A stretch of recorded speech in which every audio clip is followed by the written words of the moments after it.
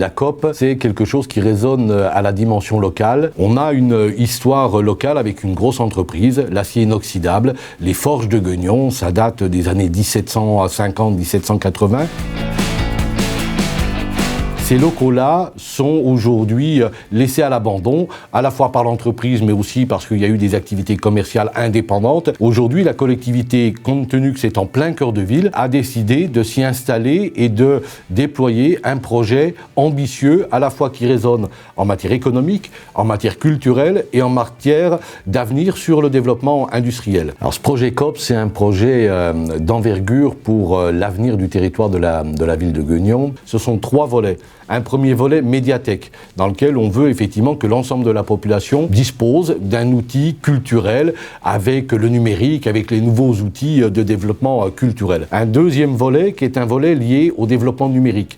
On a cette capacité ici sur le territoire à avoir des activités liées au numérique, tant sur le plan associatif que sur le plan culturel, que sur le plan économique. On a une association qui s'appelle Syntaxe-Erreur 2.0 qui a déployé à la fois des activités de Fab Lab, des activités de reconditionnement d'ordinateurs, mais aussi des activités de formation avec l'Université de Bourgogne. Puis enfin, un troisième volet qui est lié à l'histoire et à l'avenir de cette belle entreprise qui est l'entreprise Aperam, dans lequel on va retrouver à la fois un espace muséal et en même temps tout l'avenir. Donc voilà, on veut faire la promotion de ces beaux métiers et de l'entreprise locale.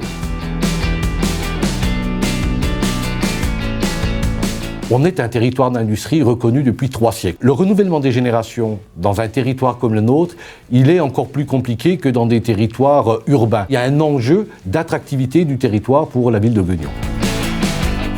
Tout à l'heure, j'évoquais l'association Syntaxe-Erreur. Elle a accompagné le territoire local dans la diminution de la fracture numérique pour les populations, diverses et variées, mais aussi a permis à la ville de se renforcer sur l'intérêt, l'attractivité que peut être l'outil numérique. Alors le projet Erudite, il s'inscrit bien évidemment comme un levier supplémentaire dans cette attractivité, dans cette revitalisation qu'on veut essayer de déployer pour l'ensemble du territoire local.